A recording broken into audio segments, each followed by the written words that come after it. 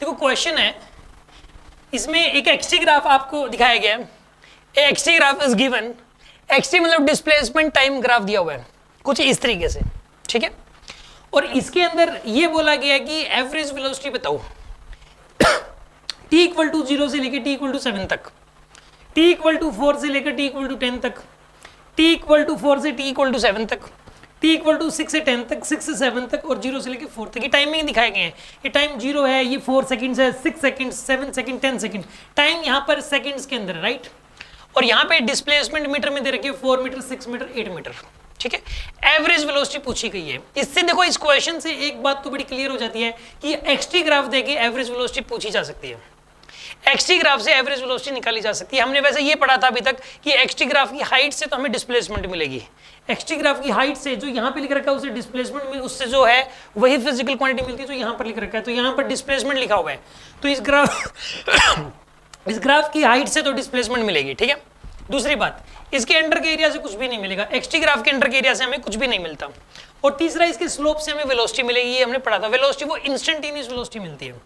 But यहाँ पे average velocity पूछी गई है, तो एवरेज वेलोसिटी कैसे निकालें कैसे निकालें एवरेज वेलोसिटी, ठीक है ना, एक्सटी ग्राफ से, ये मैं सिखाने जा रहा हूँ आपको भी। देखो मान लो इसमें मैं आपको 1-2 पार्ट करवाऊंगा तो ऑटोमेटिक हो जाएंगे बाकी। एवरेज वेलोसिटी अगर निकालनी है आपको एक्सटी ग्राफ का यूज करके, तो आप एक काम करो इसमें। देखो सबसे पहली बात तो पहले इस ग्राफ को थोड़ा सा समझते हैं। ये डिस्प्लेसमेंट है यहाँ पे, यानी कि t इक्वल टू 0 पे डिस्प्लेसमेंट 4 थी और t इक्वल टू 4 तक 4 ही रही डिस्प्ले, यानी बॉडी पहले रुकी हुई है, पहली 4 सेकंडों तक बॉडी रुकी हुई है, वो कहीं पे गई नहीं पहली 4 सेकंड तक। तो फिर उसके बाद 4 से लेकर 6 तक, t इक्वल टू 4 से लेकर t इक्वल टू 6 तक मतलब उसकी डिस्प्लेसमेंट बढ़ते बढ़ते बढ़ते बढ़ते 8 हो गई, वो 4 से 8 पे आ गई। और फिर उसके बाद 6 से लेकर 7 तक वो वापसी आई है, t और x इक्वल टू 6 पे आ गई।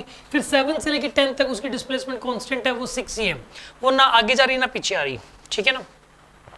अब सुनो, इसके अंदर में एवरेज वेलोसिटी निकालनी है, कैसे निकालें। देखो इसमें एवरेज वेलोसिटी पूछी है 0 से लेकर 7 तक, t इक्वल टू 0 से लेकर t इक्वल टू 7 तक की एवरेज वेलोसिटी कैसे निकालें।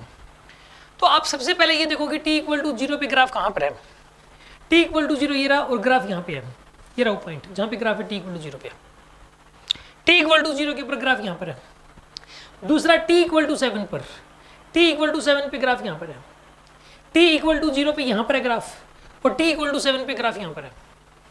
अगर मैं इन दोनों पॉइंट्स को मिला दूं तो एक ज्वाइनिंग लाइन आएगी, ये वाली, ये ज्वाइनिंग लाइन आ गई इनकी, और ये जो ज्वाइनिंग लाइन होगी ना, इसका जो स्लोप होगा वही एवरेज वेलोसिटी हो जाएगी, ठीक है ना। यही होता है एवरेज वेलोसिटी निकालने के लिए, ऐसे ही करते हैं। देखो वैसे तो 0 से लेके 7 तक जो वेलोसिटी बदल रही है, 0 से लेके 4 तक वेलोसिटी 0 थी, 4 से लेके 6 तक इस लाइन का जो स्लोप होगा वो वेलोसिटी होगी। बट 0 से लेके 7 तक की एवरेज वेलोसिटी पूछी है, वो तो हम निकाल सकते हैं। एवरेज वेलोसिटी निकालने के लिए ये देखा करो कि t इक्वल टू 0 पे ग्राफ कहाँ पर है और t इक्वल टू 7 पे ग्राफ कहाँ पर है, और उन दोनों पॉइंट्स को आपस में आप ज्वाइन कर दिया करो। तो जो ज्वाइनिंग लाइन होगी उस लाइन का जो स्लोप होगा that will be your final answer, that will be the average velocity from 0 to 7। तो इस लाइन का स्लोप हम कैसे निकालें, इसके लिए थोड़ी सी कंस्ट्रक्शन करनी पड़ेगी। आप ऐसा करिए, आप इसके अंदर ऐसा करो, आप ये वाला एंगल थीटा है, यही स्लोप है इस लाइन का, ठीक है। तो इस लाइन का स्लोप कैसे निकालोगे आप, टेंजेंट थीटा की वैल्यू, ठीक है ना।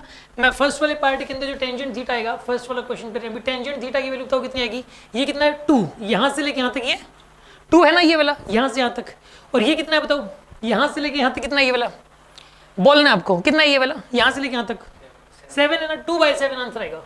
स्लोप जो है वो 2/7 हो गया। तो t इक्वल टू 0 से लेके t इक्वल टू 7 तक का जो स्लोप है वो कितना आ जाएगा 2/7, यानी कि आंसर क्या आएगा 2/7 मीटर पर second. This is our answer, पहले वाले का आंसर आ गया, ठीक है। अब दूसरे वाले पार्ट को सोल्व कर रहे हो।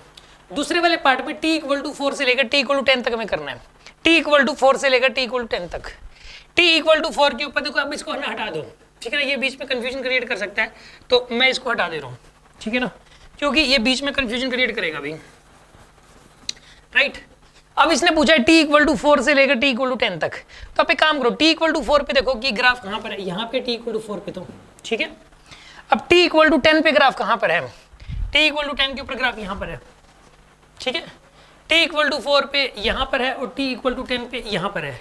और अब आप इन दोनों पॉइंट्स को ज्वाइन करवा दो, ज्वाइनिंग लाइन का स्लोप ही हमारा फाइनल आंसर हो जाएगा।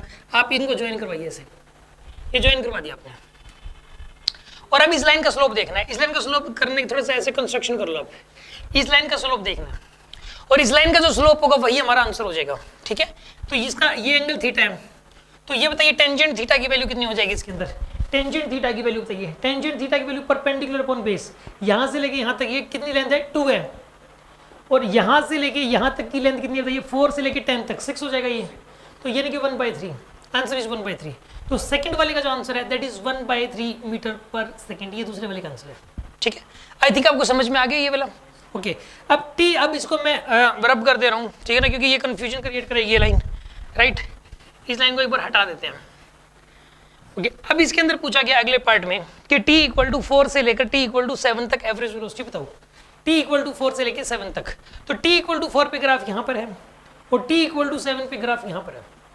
ठीक है, इन दोनों को ज्वाइन करवा दो, इस ज्वाइनिंग लाइन का स्लोप ही हमारा आंसर हो जाएगा। तो इस ज्वाइनिंग लाइन का स्लोप निकालने के लिए आप ये वाला एंगल थीटा कंसीडर करो आप, तो टेंजेंट थीटा की वैल्यू निकालनी है आपको। तो बताइए टेंजेंट थीटा की वैल्यू कितनी होगी यहाँ पे? Perpendicular upon base, perpendicular upon base, perpendicular कितना होगा? यहाँ से लेकर यहाँ तक लेंथ कितनी होगी? ये वाली 2 हो जाएगी, और यहाँ ये वाली लेंथ कितनी हो जाएगी? यहाँ से यहाँ तक की 3 हो जाएगी, तो आंसर इज 2/3। ठीक है, तो इसका जो आंसर आएगा वो 2/3 मीटर पर सेकंड आएगा। This is the answer. अब 6 से लेके 10 तक, ठीक है, t = 6 से लेके t = 10 तक, फोर्थ का आंसर, फोर्थ को सोल्व करने जा रहे हैं 6 से। अब आप पहले तो ये जो लाइन बीच में बनाई थी मैं इसको रब कर रहा हूँ ताकि ये कोई कंफ्यूजन क्रिएट ना करे। ठीक है, इसके अंदर निकालना में 6 से लेकर 10 तक। बताइए t = 6 के ऊपर ग्राफ कहाँ पर है? t = 6 पे ग्राफ ये रहा, और t = 10 पे ग्राफ कहाँ पर है? t = 10 पे, t = 10 के ऊपर जो ग्राफ है वो कहाँ पर है? t = 10 पे ग्राफ है ये वाला। ठीक है, अब इन दोनों लाइनिंग को जो ज्वाइन करवाना है आपको, ये चीज ज्वाइन करवा दी आपने। अब इस लाइन का जो स्लोप आएगा वही हमारा आंसर हो जाएगा। इस लाइन का स्लोप यानी कि ये वाला एंगल थीटा ये निकालना है, ये नेगेटिव में आएगा, ये वाला एंगल जितना ये वाला एंगल उतना ही हो जाएगा। अभी टेंजेंट थीटा निकालने के लिए आप एक काम करो, ये परपेंडिकुलर अपॉन बेस करोगे आप। ठीक है, ये परपेंडिकुलर कितना आएगा? यहाँ पर ये वाला 2 आएगा, और यहाँ से लेके यहाँ तक 4 आएगा, 2/4, यहाँ से लेके यहाँ तक की लेंथ 4 हो जाएगी। तो कहने का मतलब ये है कि टेंजेंट थीटा की वैल्यू हो जाएगी यहाँ पे परपेंडिकुलर 2, बेस है 4, 1/2, माइनस का 1/2 आएगा इसमें, इसकी वैल्यू आएगी -1/2 मीटर पर सेकंड। माइनस का आएगा क्योंकि स्लोप नेगेटिव है, साफ साफ दिखाई दे रहा है, तो यहाँ पे माइनस आएगा। बात समझ में आ गई आपको? अब सुनो अगला 6 से लेकर 7 तक। अभी मैंने जो कंस्ट्रक्शन की थी मैं इसको रब कर रहा हूँ ताकि कंफ्यूजन क्रिएट ना हो। ठीक है, अब सुनो, अब सुनो t = 6 से लेकर 7 तक, t = 6 पे ये रहा और t = 7 पे ये रहा पॉइंट। इस लाइन का स्लोप निकालना है, मतलब ये ज्वाइनिंग लाइन बनी हुई है इसके अंदर, हमें इसी लाइन का स्लोप निकालना है। तो आप एक काम करो, ये वाला एंगल निकाल लो बस थीटा, या तो ये कह दो कि ये वाला हॉरिजॉन्टल लाइन के नीचे वाला एंगल ये निकालना है, या फिर ये बोल दो ये एंगल निकालना है, और इसी का माइनस साइन लेना आपको फिर। तो टेंजेंट थीटा की वैल्यू बताइए कितनी आएगी 5वें वाले केस में? दिस अपॉन दिस, ये लेंथ कितनी यहाँ पे 2 है और ये लेंथ कितनी 1 है, तो आंसर इज 2। ठीक है ना, तो आंसर माइनस में आ जाएगा, आंसर इज -2 मीटर पर सेकेंड। ठीक है ना, अब छठे का आंसर निकालना है आपको, 0 से लेके 4 तक, t = 0 पे यहाँ पर है पॉइंट, t = 4 पे यहाँ पे पॉइंट है, ये ज्वाइनिंग लाइन है, इसका स्लोप 0 हो जाएगा, हॉरिजॉन्टल लाइन है, हॉरिजॉन्टल लाइन है तो इसका स्लोप 0। तो कहने का मतलब एवरेज वेलोसिटी भी 0 आएगी, एवरेज वेलोसिटी भी 0 आएगी। मतलब कहने का ये है कि अगर एक्सटी ग्राफ दिया हुआ हो और एक्सटी ग्राफ से हमें एवरेज वेलोसिटी निकालनी हो तो हम निकाल सकते हैं। कैसे निकालेंगे? जिन दो पॉइंट्स के, जिन दो टाइमिंग्स के बीच में एवरेज वेलोसिटी पूछ रखी है, उन्हीं दोनों टाइमिंग के कोरस्पॉन्डिंग ग्राफ देख लो कहाँ कहाँ पर है, और वो जो 2 पॉइंट्स आएंगे ग्राफ के ऊपर उन दोनों को ज्वाइन करवा दो और उस ज्वाइनिंग लाइन का स्लोप निकाल लो, वही हमारा आंसर हो जाएगा। ये बात समझ में आ गई आपको? इन द सेम वे हम लोग, अगर ये एक्सटी ग्राफ था, एक्सटी ग्राफ से हमने एवरेज वेलोसिटी निकाल ली, अगर वीटी ग्राफ हो, अगर वीटी ग्राफ हो तो हम एवरेज एक्सेलरेशन निकाल सकते हैं सेम तरीके से। सपोज ये वाला जो ग्राफ है यहाँ पे एक्स की जगह वी होता, सपोज ये ग्राफ वीटी ग्राफ होता, तो ये जो आंसर्स लिखे हुए हैं ये एवरेज एक्सेलरेशन के होते। फिर यहाँ पे मीटर पर सेकंड स्क्वायर करते हैं हम लोग, यानी कि जैसे एक्सटी ग्राफ से हम लोग एवरेज वेलोसिटी जिस तरीके से निकालते हैं, वीटी ग्राफ से एवरेज एक्सेलरेशन निकालने का तरीका बिल्कुल सेम होता है। ठीक है ना? बाय द वे अभी तो यहाँ पे x ही है, बट अगर v होता तो ये आंसर एवरेज एक्सेलरेशन के होते। तो इस प्रकार xt ग्राफ का यूज करके एवरेज वेलोसिटी निकाली जा सकती है और vt ग्राफ का यूज करके एवरेज एक्सेलरेशन निकाला जा सकता है। समझ में आ गया आपको? पक्का? कोई डाउट?